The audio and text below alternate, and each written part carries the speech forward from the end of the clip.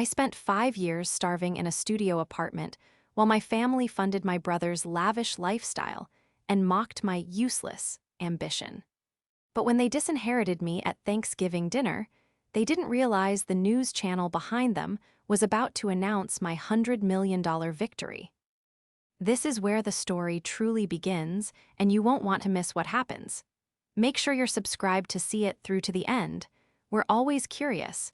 Where in the world are you all watching from today? Let us know in the comments. The betrayal didn't happen with a shout or a scream. It happened with the clinking of crystal and the soft, ambient jazz. My mother, Megan, insisted on playing whenever she wanted to pretend we were the perfect family. I was physically trembling, though I tried to mask it by gripping the stem of my water glass until my knuckles turned white. I hadn't slept in 48 hours. My body was running on a toxic cocktail of caffeine, adrenaline, and a lingering, bone-deep exhaustion that made the room spin slightly whenever I turned my head too fast. I looked terrible, and I knew it. My blazer was 3 years old, fraying slightly at the cuffs. My hair was pulled back in a messy, utilitarian bun because I hadn't had the time or the money for a salon visit in 6 months. To my family, I looked like exactly what they always said I was: a failure, a burnout, a woman pushing 30 who was still playing pretend with computers while the adults did real business. We were gathered in the drawing room of my parents' estate, a sprawling, colonial-style mansion that smelled of lemon polish and old money. The fire was crackling, casting long, dancing shadows against the mahogany bookshelves. It should have been cozy. Instead, it felt like a courtroom where the verdict had already been decided. "Olivia, are you even listening?" My father's voice cut through the fog in my brain. William sat in his high-backed leather wing chair, a glass of scotch resting on his knee. He looked every inch the titan of industry he believed himself to be, silver hair perfectly coiffed, a tailored suit that cost more than my entire year's rent. "I'm listening, Dad," I said, my voice raspy. "I'm just tired."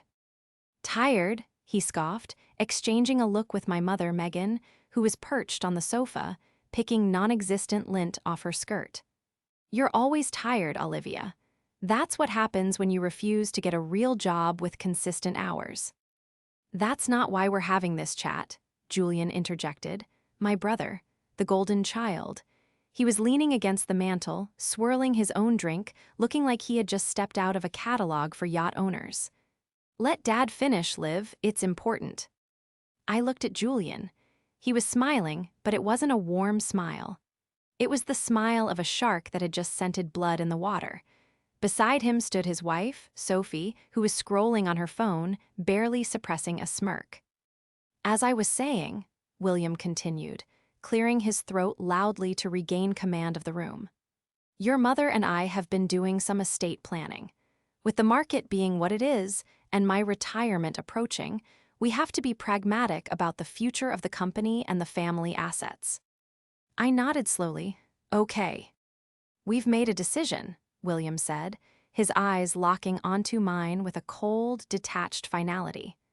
"Effective immediately, I am transferring the majority ownership of the firm to Julian. He will be named CEO next month." That wasn't surprising. Julian had been groomed for the throne since birth, despite having the business acumen of a wet paper towel. "Congratulations, Julian," I said automatically. "There's more," Megan added, her voice light and airy, as if she were discussing the weather. "Since Julian will be shouldering the burden of the family legacy, we felt it was only fair that the assets reflect that responsibility. We've signed over the deed to the city condo to him and Sophie, and the lake house." My stomach dropped. "The condo? But you told me last year that if I ever needed a place to stay while the startup got off the ground, the condo was available." "Plans change," William said sharply. "And frankly, Olivia, we can't keep enabling this hobby of yours. It's been 5 years. You have nothing to show for it but dark circles under your eyes and a mountain of debt. We're doing this for your own good." "We're cutting you off," Julian clarified, his grin widening. "From the will, from the trust, from everything. Dad thinks it's the sink or swim moment you need to finally grow up. I felt the blood drain from my face. It wasn't just about the money. I had never asked them for cash for the business. I had bootstrapped every cent. But the emotional severance, the absolute clinical cruelty of doing this now, when they thought I was at my lowest, was a physical blow. "So I get nothing," I whispered. "I'm your daughter." "You're a liability," William said, taking a sip of his scotch. "Julian is the future. You are a cautionary tale." The betrayal was worse than the diagnosis itself. It was a diagnosis of my worth in their eyes, and the result was zero. For a moment, the silence in the room was deafening. I could hear the grandfather clock ticking in the hallway, counting down the seconds of my humiliation. Sophie finally broke the silence. She snapped her gum, a habit she only indulged in when she wanted to look bored, and looked me up and down. "Honestly, Liv, it's better this way. Julian and I need the space. We're thinking of expanding the family soon, and that condo is perfect for a nursery. You can't expect Mom and Dad to hold onto prime real estate just because you're playing hacker in a basement somewhere." "I don't live in a basement," I said, my voice steadying despite the tremor in my hands. "I live in a studio." "Same difference," Julian laughed. He walked over to the window and peered out at the driveway. "Hey, come check this out. Since the announcement is official, I figured I could finally bring the new toy around." We all migrated to the window. Parked in the circular driveway, gleaming under the floodlights, was a brand-new, slate-gray luxury sports car. It was low, aggressive, and easily worth $150,000. "Company car?" I asked. "Signing bonus," Julian corrected, winking at William. "Dad wanted to make sure the new CEO looked the part. You know what they say, Liv, dress for the job you want. Maybe if you bought a nice suit once in a while, investors would take you seriously." "Oh, wait, you don't have investors, do you? Just that little app." I looked at the car, then back at my father. "You bought him a Porsche? You told me last week you couldn't co-sign a lease for a server farm because cash flow was tight." "Cash flow is tight for risky ventures," William said dismissively. "Investments in Julian are a sure thing. He's family. He's loyal. He's here, actually working, not chasing fantasies." I felt a sudden, sharp pain in my chest, a mix of grief and rage. They truly didn't see me. To them, I was invisible, a ghost haunting their perfect portrait. My mother patted my arm, her touch lacking any real warmth. "Don't be jealous, darling. It's unbecoming. Julian has worked very hard for this." Hard? I nearly choked on the word. Julian came into the office at 11 a.m., took 2-hour lunches, and spent the rest of the day playing golf on the office simulator. I had spent the last 5 years coding 18 hours a day, eating ramen, and fixing bugs until my eyes bled. "Let's go to dinner," Megan announced, clapping her hands. "Cook has prepared a lovely turkey. Let's not let Olivia's mood spoil the celebration." As we walked toward the dining room, I lagged behind. I reached into my pocket and pulled out my phone. The screen was cracked, another thing they had laughed at earlier, but the notification center was glowing. 17:45 p.m. 15 minutes. I had 15 minutes until the embargo lifted. 15 minutes until the press release hit the wires. 15 minutes until the reality they thought they controlled shattered into a million pieces. I looked at Julian's back as he strutted into the dining room, his arm draped possessively over Sophie. He thought he had won. He thought he had taken everything from me, my inheritance, my parents' respect, my safety net. I took a deep breath, smoothing the frayed cuff of my blazer. But they had forgotten one crucial thing. They measured success by what was given to them. I measured it by what I built. And I had built something they couldn't even comprehend. I slipped the phone back into my pocket and followed them into the dining room. "I'm coming," I said softly. "I wouldn't miss this for the world." The dining room was opulent, centered around a table long enough to seat 20, though it was set only for 5. The centerpiece was an absurd arrangement of autumn flowers and gilded pumpkins that probably cost more than my monthly server fees. I took my usual seat at the far end, away from the head of the table where William sat like a king holding court. Julian sat to his right, the seat of honor. As the soup was served, my mind drifted back to the beginning. 5 years ago, I had come to William with a pitch deck. I was 24, fresh out of a master's program, eyes bright with an idea that could revolutionize data compression for mobile streaming. I hadn't asked for a handout. I had asked for a seed investment, a business loan with interest. I remembered the way William had laughed, not a chuckle, but a belly laugh. He had thrown the pitch deck across the desk. Data compression? Olivia, leave the tech to the boys in Silicon Valley. You're a Williams. We do real estate and logistics. This is a toy, a useless toy. That rejection had been the fuel. I moved out the next day. I sold my jewelry, my car, and my designer clothes. I learned to code the backend. Myself because I couldn't afford a CTO. I lived on 4 hours of sleep. I missed Christmas, birthdays, and vacations. And through it all, there was Julian. Julian, who failed the bar exam twice and was immediately handed a VP title. Julian, who crashed 3 cars in college, all of which were quietly replaced by Daddy. Across the table, Julian was currently holding court, gesturing with a silver spoon. He was a handsome man, I had to admit, with the kind of polished, symmetrical face that politicians paid surgeons for. But his eyes were empty. There was no curiosity in them, only an endless hunger for validation. So, Julian said, turning his gaze on me as he buttered a roll. What is it called again? The app. He said the word app like it was a dirty tissue. It's called Streamline, I said quietly, focusing on my soup. Right, Streamline, Sophie giggled. Sounds like a diet pill. It's an algorithmic optimization tool for high-bandwidth data transfer, I recited, the pitch coming automatically. Boring, Julian sang out, making Megan chuckle. Liv, seriously. When are you going to give it up? You're almost 30, you're single, you're broke. It's embarrassing for the family. People ask me, Julian, what does your sister do? And I have to say, oh, she's finding herself. It makes us look bad. He's right, Olivia, William grunted. I had to pull strings to get Julian into the country club. We can't have you showing up there in whatever this is you're wearing. I don't care about the country club, Dad, I said. That's the problem. William slammed his hand on the table, making the silverware jump. You have no ambition, you have no drive. You're content to wallow in mediocrity while your brother is out there conquering the world. The irony was so thick I could taste it. Julian hadn't conquered anything. He had been carried to the summit in a sedan chair. I have ambition, I said, my voice low. Show me, Julian challenged, leaning forward. His face twisted into a sneer that revealed the bully beneath the suit. Show me one thing you've achieved in 5 years, $1 of profit, one asset, one thing that proves you aren't just a leech on society's patience.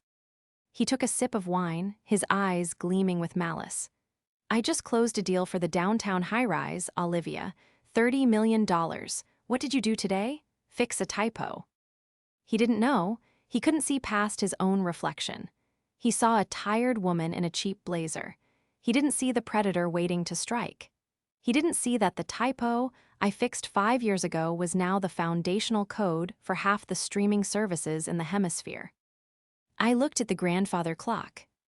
17:58 p.m. I didn't fix a typo, Julian, I said, picking up my napkin and dabbing my mouth. I had a meeting. A meeting, Sophie laughed. With who? Your landlord asking for late rent. No, I said, a small, cold smile finally touching my lips. With a team of lawyers. Lawyers? William frowned, sensing a shift in the air. Are you in trouble, Olivia? If you've gotten yourself sued, don't expect me to bail you out. I just told you the bank of Dad is closed. I don't need a bailout, Dad, I said, my heart hammering against my ribs like a war drum.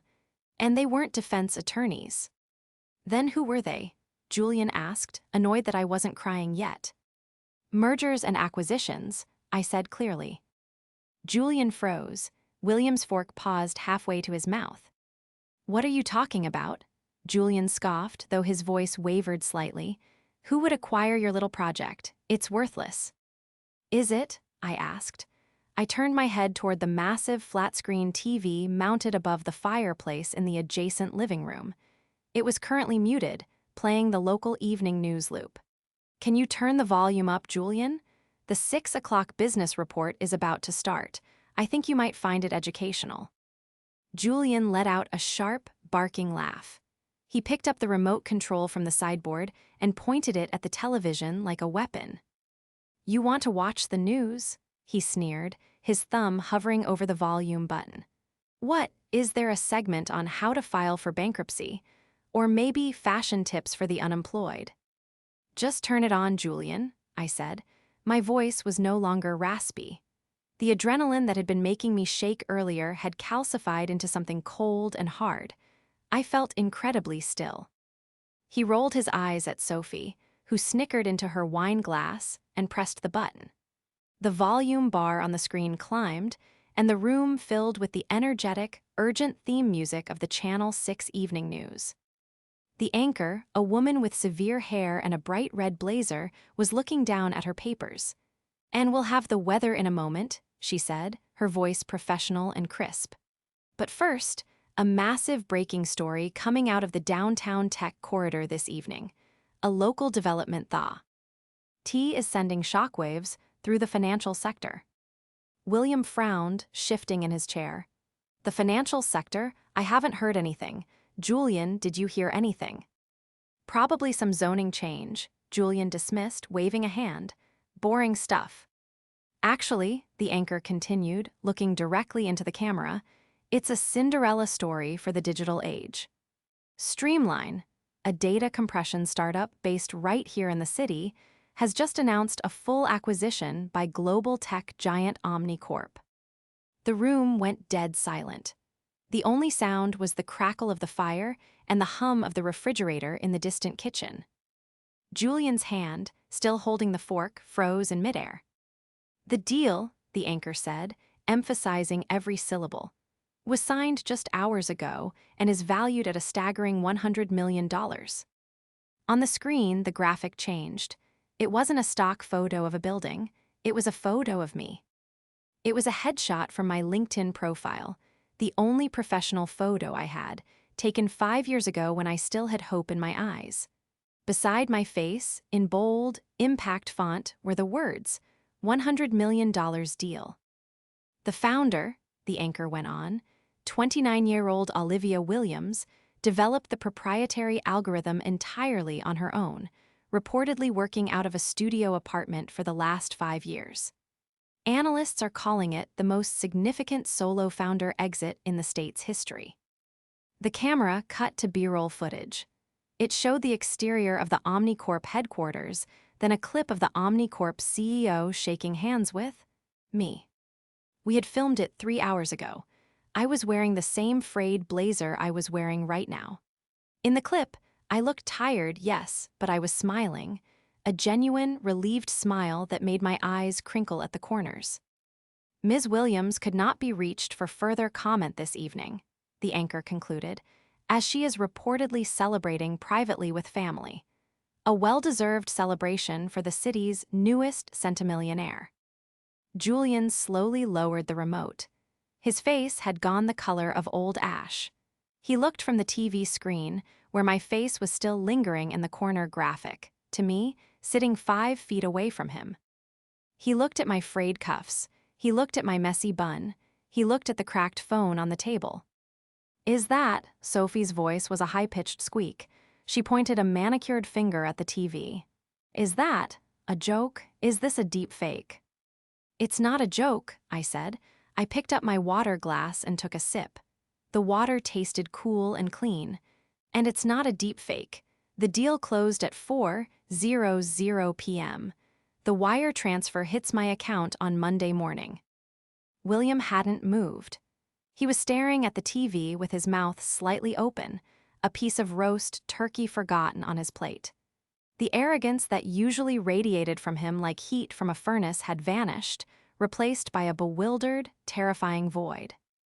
100, William whispered. He couldn't even finish the sentence. Million, I finished for him. Give or take a few million for taxes and legal fees. But yes, the useless toy turned out to be quite valuable. I watched them process it.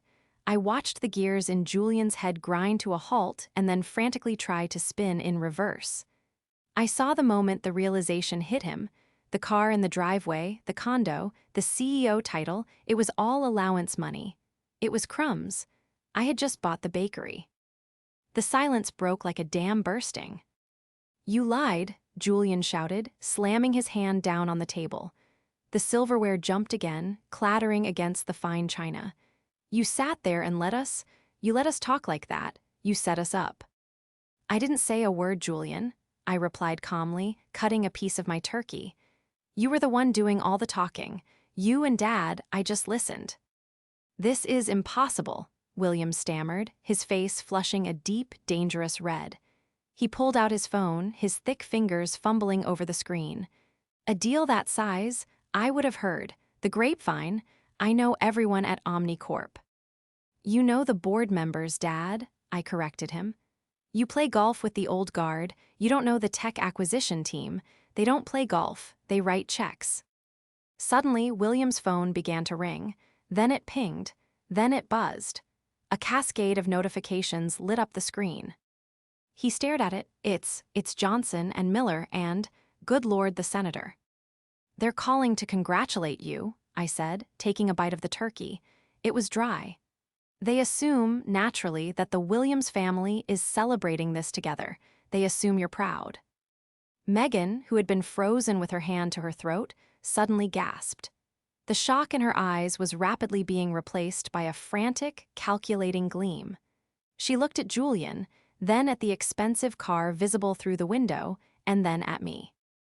Olivia, darling, she breathed, her voice taking on a trembling, theatrical quality. Is it tea? Rue, truly, 100 million. Yes, Mom. Oh my God, Sophie exhaled, her eyes widening as she did the math. She turned to Julian, her expression shifting from adoration to sudden, sharp scrutiny. Julian, that's more than the entire valuation of your dad's firm, isn't it? Julian flinched as if she'd slapped him. Shut up, Sophie. Don't speak to your wife like that, I said sharply. She's right, it is more than the firm's valuation, by a factor of 3 last I checked. You checked? William looked up from his exploding phone, his eyes narrowing. You've been auditing us. I know how to read a balance sheet, Dad. I know the logistics industry is down. I know the firm has been bleeding cash for 6 quarters. That's why you're restructuring and giving the company to Julian, isn't it? You're not retiring, you're bailing out. You're handing him the captain's hat on a sinking ship. The room went quiet again. Julian looked at William, betrayal dawning on his face. Dad, what is she talking about? William waved a hand dismissively, but he wouldn't meet Julian's eye. Business fluctuates, son. Don't listen to her. She's delirious with luck. Luck, I set my knife and fork down. 5 years, Dad, 5 years of 18-hour days. I built the architecture from scratch. I filed the patents myself because you wouldn't lend me the money for a lawyer. I slept on a mattress on the floor so I could afford server space. Luck had nothing to do with it. We were trying to toughen you up, William roared, finally finding his footing in anger. And look, it worked. You think you would have done this if we had coddled you, if we had given you everything like... He stopped, catching himself. Like Julian, I offered. Go on, say it. We gave you the drive, Megan interjected, reaching across the table to try and touch my hand. I pulled it back. Oliva, sweetie, don't you see? This was our plan all along. We knew you had it in you. We just needed to light a fire. Is that what you call it? I asked, looking at her perfectly manicured nails. Lighting a fire? Because 10 minutes ago you called me a liability.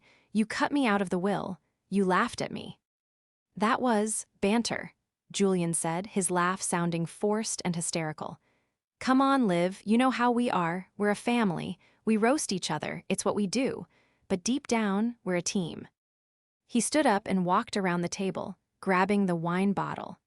He moved to pour some into my glass, but his hand was shaking so badly he spilled a few drops on the white tablecloth. "Here," Julian said, his voice trembling with a desperate, cloying warmth.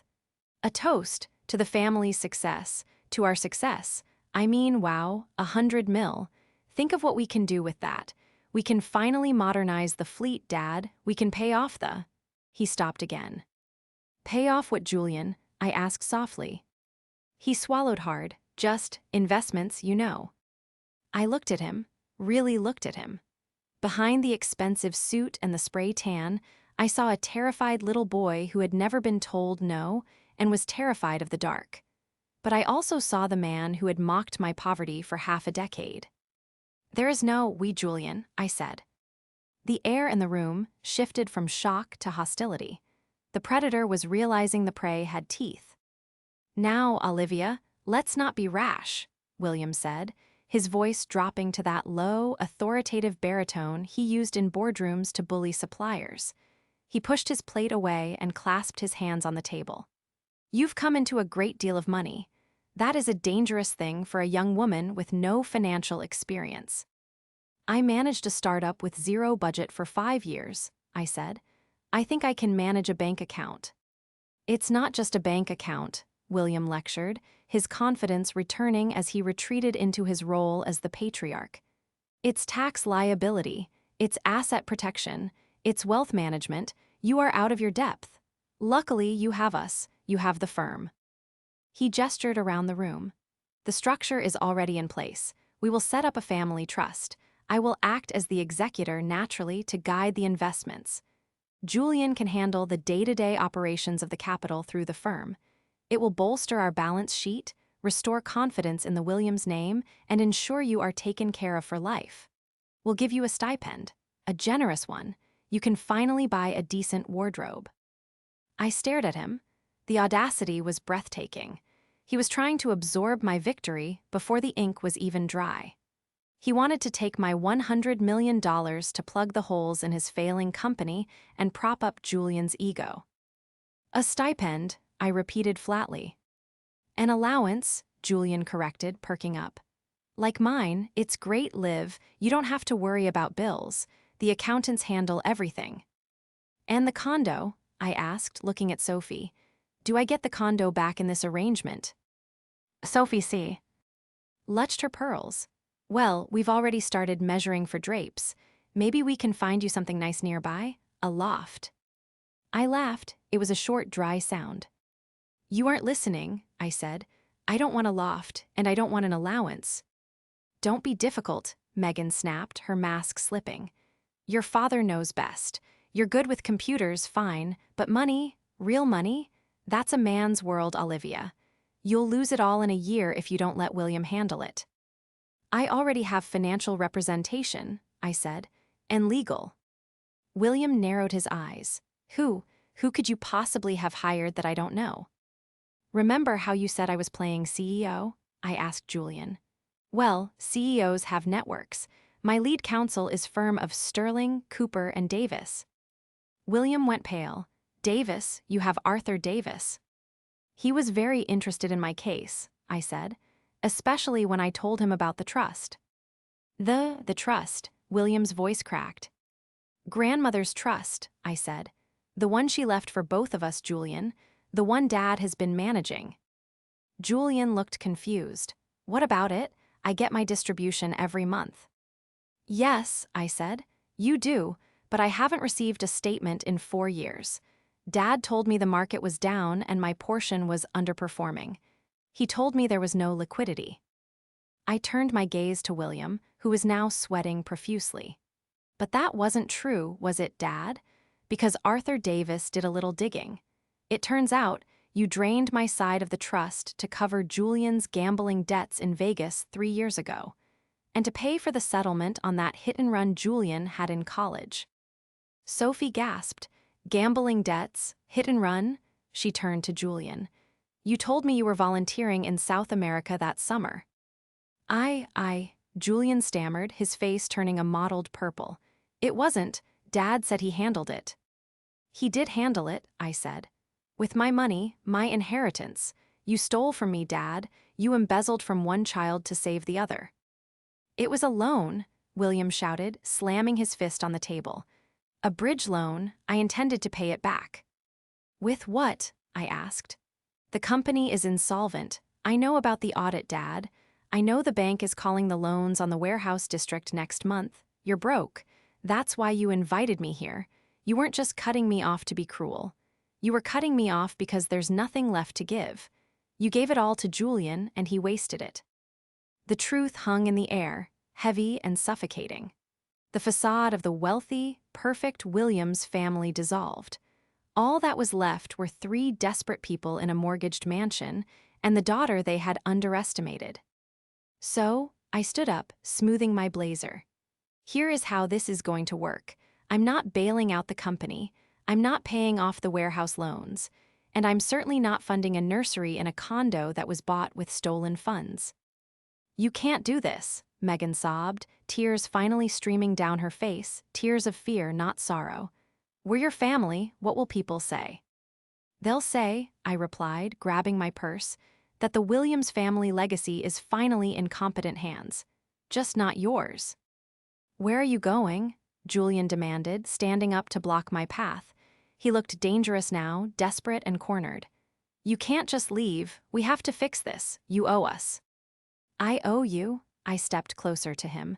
I was shorter than him, but in that moment I felt 10 feet tall. I owe you for the years of mockery, for the isolation, for making me feel small so you could feel big. I'm your brother. Then act like it, I said.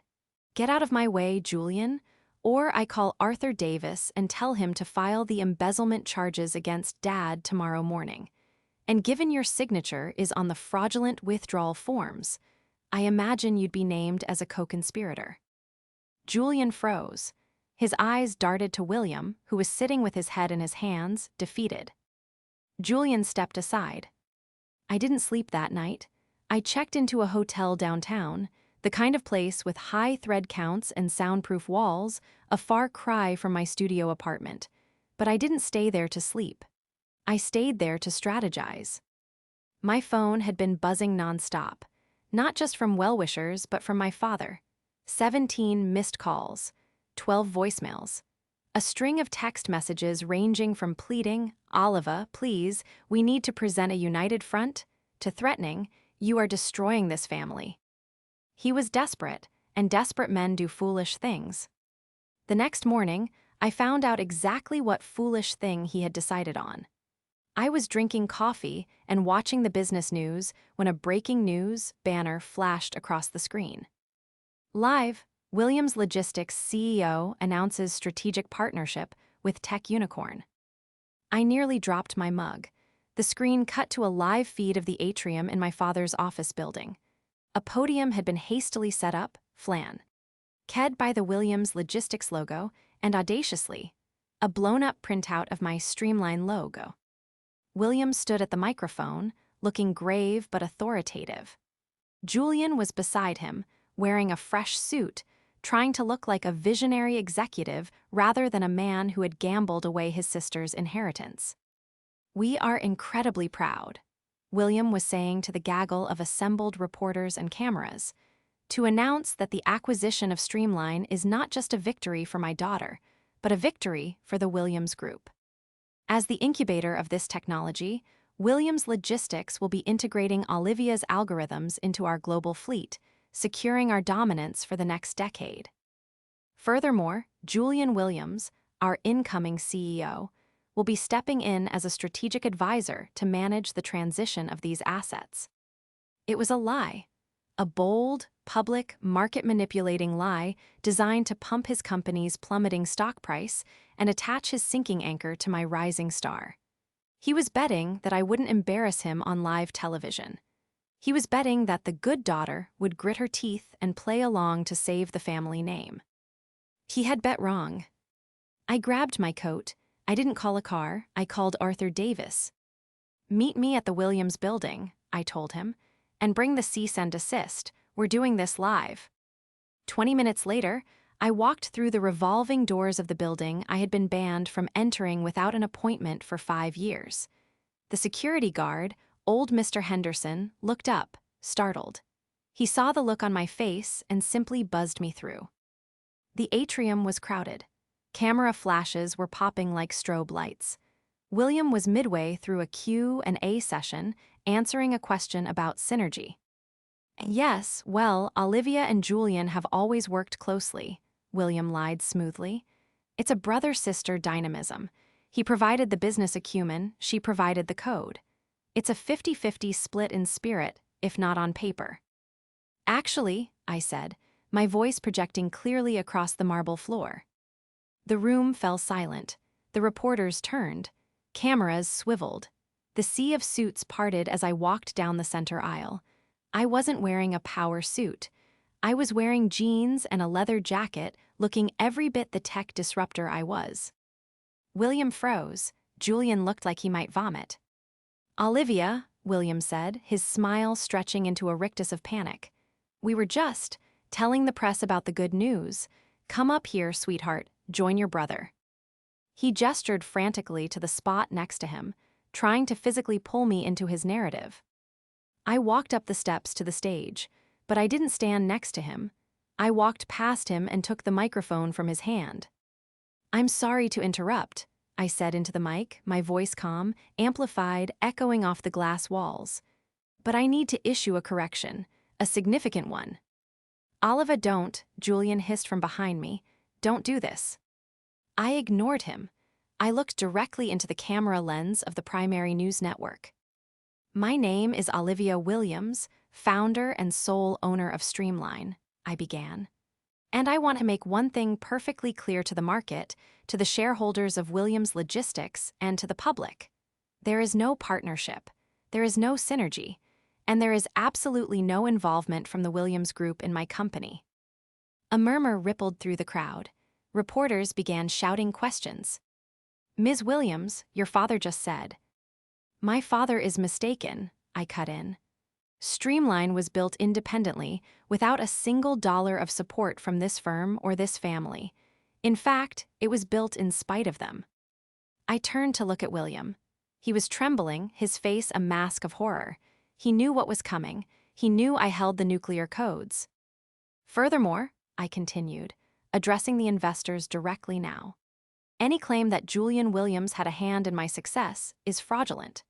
Julian Williams has no executive capacity in my firm, and given the current financial state of Williams Logistics, which I'm sure the SEC will be interested in reviewing regarding the misappropriation of family trust funds, I would strongly advise against anyone viewing this transition of power as a positive indicator. The room erupted. Misappropriation, SEC, the journalist smelled blood. You ungrateful witch, Julian screamed, losing all control. He lunged toward me, his carefully crafted persona shattering instantly. I'm the CEO, I'm the... He was intercepted by Arthur Davis, who had stepped onto the stage with two large security officers. Arthur handed a thick envelope to William. Mr. Williams, Arthur said, his voice carrying over the commotion. You are served. We are filing for immediate forensic accounting of the Williams Family Trust and freezing all associated assets pending an investigation into embezzlement. Flashbulbs exploded. The image of the golden child, screaming, red-faced while his father clutched a lasso. It was broadcast live to the entire city. But the most important moment happened offstage. I looked down into the front row of the reserved seating. Sophie was sitting there, dressed in a Chanel suit, her face pale. She was staring at Julian. She had heard the words misappropriation and trust funds. She saw her husband not as the powerful heir, but as a liar who had stolen from his own sister to cover up his failures. Julian, realizing the cameras were on him, tried to pivot. Sophie, baby, tell them we're a team. Sophie stood up. She looked at the screaming man on stage, then she looked at me. Our eyes met. For years, she had joined in the mockery. She had laughed at my clothes, my car, my life. But she was also a woman who had been sold a lie about her financial security. Sophie didn't speak. She simply reached up, unclasped the diamond necklace Julian had given her, bought, I now knew, with my money, and dropped it onto the chair. Then, she turned around and walked out of the atrium, the click-clack of her heels cutting through the chaos. "Sophie," Julian wailed. It was over, the facade had crumbled. The fallout was swift, brutal, and entirely public. By Monday, Williams Logistics was in a trading halt. The stock had cratered by 60% following my press conference and the subsequent rumors of fraud. The board of directors, terrified of liability, voted unanimously to remove William as chairman and fired Julian before he even officially took the CEO seat. The investigation that followed was like peeling back the layers of a rotten onion. The forensic accountants found everything. The gambling debts, the hush money for the hit and run, the creative accounting used to hide the company's losses. It wasn't just mismanagement, it was criminal negligence. William was facing indictment. His reputation, the only currency he truly cared about, was bankrupt. He spent his days in the mansion, which was now up for foreclosure, yelling at lawyers who eventually stopped answering his calls. Julian fared worse. Without his father's protection or money, his friends evaporated. His car was repossessed. The city condo was seized to pay back the trust. He was left with nothing but his ego, which was a poor currency in the real world. 2 weeks after the press conference, I was in my new office. It was a beautiful space, an entire floor of a glass tower overlooking the harbor. The sun was streaming in, illuminating the sleek, modern furniture. I was no longer eating instant noodles. I was reviewing philanthropic grants for a new initiative I was launching to fund female tech founders. My assistant buzzed me. "Ms. Williams, there's Mrs. Sophie Williams here to see you. She doesn't have an appointment. Should I send her away?" I hesitated. "No, send her in." The door opened and Sophie walked in. She looked different. The heavy makeup was gone, her hair was pulled back simply, and she was wearing jeans and a sweater. She looked younger but also more tired. She was carrying a box. "Hi, Olivia," she said, her voice small. "Sophie," I said, gesturing to a chair. "Have a seat." She remained standing. "I won't take long, I wanted to return this." She placed the box on my desk. Inside was a collection of jewelry, earrings, a bracelet, a watch. I had them appraised. They were bought during the months Julian withdrew from your trust. They aren't mine, they're yours. I looked at the jewelry. "I don't want them, Sophie." "Please," she said, tears welling in her eyes. "I can't keep them. I filed for divorce yesterday." I nodded. I heard. "I wanted to apologize," she continued, her voice trembling. "For everything, for the Thanksgiving dinners, for the jokes. I was so insecure. I thought if I played along with them, I'd be safe. I thought I was part of the winning team. I didn't realize I was just another prop." She looked down at her hands. "You were the only honest person in that house, Olivia, and we treated you the worst. I am so sorry." I looked at her. I saw the regret. It was genuine. She had been a participant in my pain, yes, but she had also been a victim of their manipulation. "Keep the jewelry, Sophie," I said softly. She looked up startled. "What? No, Sell it," I said. "Use the money for a lawyer. Use it for a deposit on an apartment. Start over. But do it on your own terms this time. Don't rely on a man to give you value." Sophie stared at me, tears spilling over. "Why, after everything I said?" "Because," I said, standing up and walking to the window to look out at the city that was now, in many ways, mine. "The best revenge isn't cruelty. It's success. And part of my success is having the power to show grace where it wasn't shown to me." She nodded, wiping her face. "Thank you, Olivia. You're a better woman than I am." "I'm just a busy one," I smiled. "I have a company to run." She left, and for the first time. In my life, I didn't feel the weight of my family pressing down on me. I didn't feel the need to prove them wrong anymore. I had already done that. Now, I just had to prove myself right. I picked up my phone. I had a meeting with the architectural team for the new Streamline campus. I was building something real, something lasting. And I was doing it as Olivia Williams, not the daughter, not the sister, not the failure, just me. and that was worth more than $100 million.